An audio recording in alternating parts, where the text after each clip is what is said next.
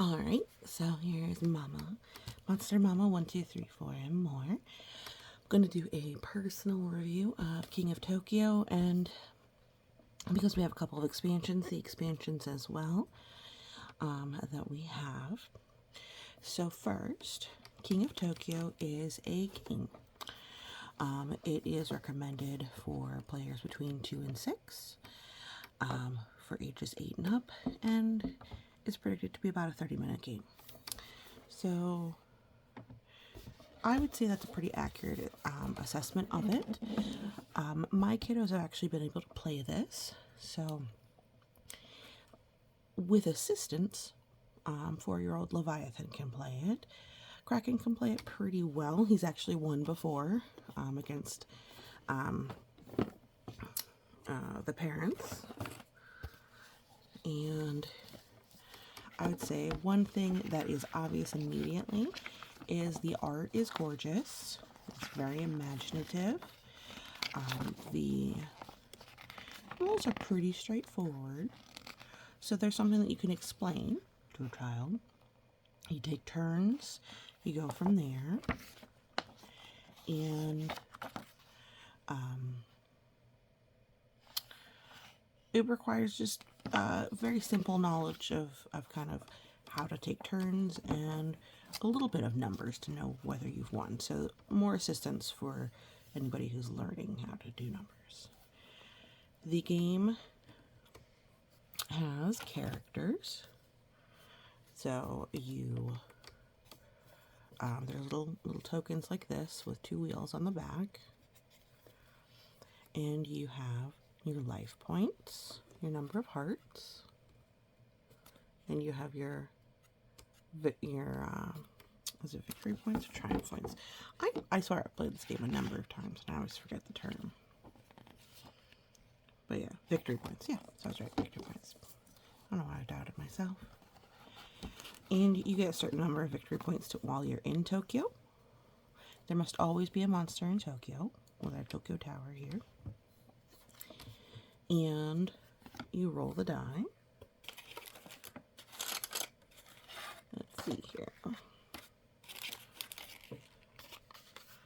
pieces of it all over here. Ah, here's the die. Roll the different dice. These are 2 optional extra dice depending on what you've unlocked. And there is the strike or the attack, the heart or the heal, the energy or the, obviously it's a little lightning bolt, and then numbers 1, 2, and 3 that have to do with points. So the images are very simple, very straightforward. I said, not hard to grasp. You each take a turn, you roll the dice, you do it again. In our family, because not everybody's super coordinated, we have something to roll the dice in. You can use, obviously, the lid. You don't have to have something fancy for that. And you have your fun character. Nice cardstock. And a little standee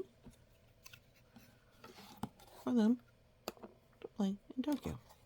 So as far as required table space, not very much. So required space, low. Basic techniques, turn-based, rolling dice, simple amount of counting.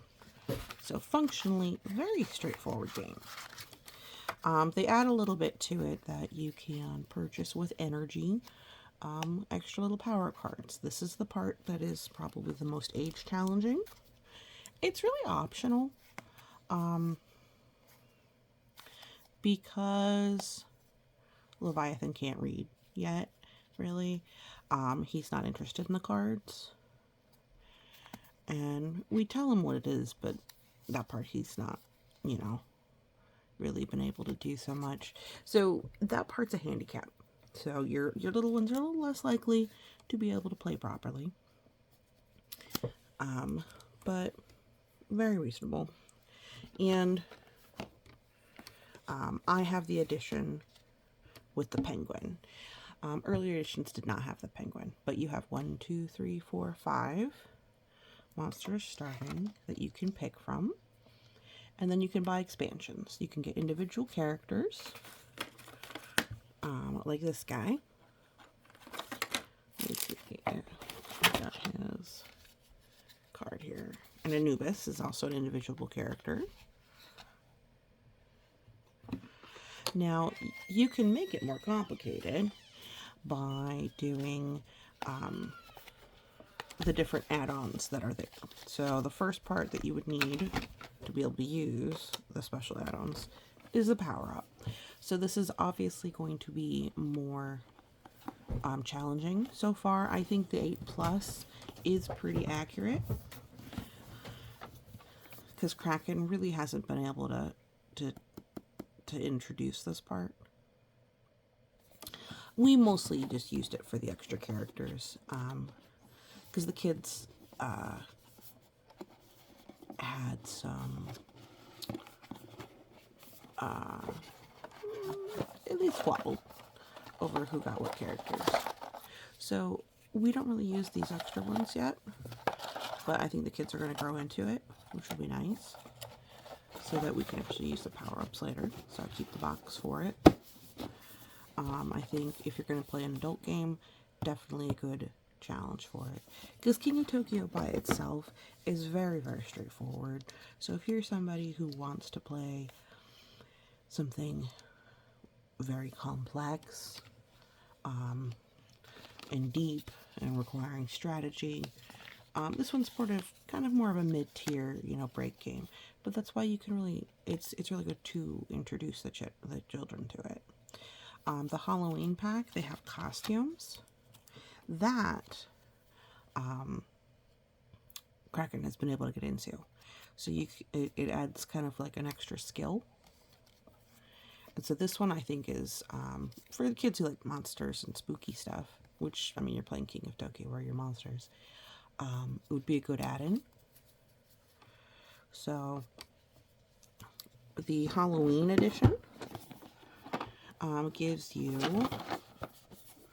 2 extra characters. Boogie Woogie, who of course looks like a certain character. You get flavored dice as far as colors. Don't eat the dice. And you get Jack. So this part is a little bit easier for kiddos to join in on, and it's actually pretty cool. It has really thrown up the dynamic of the game, which has been pretty awesome, actually, that it's completely upset the way the game goes. The downside, of course, is that, it's a little bit hard for Leviathan to keep up. He gets upset when his character has to take boo-boos. But it's really great learning for you not to have to play a literal child's game to include your children. So I think it's really good for that.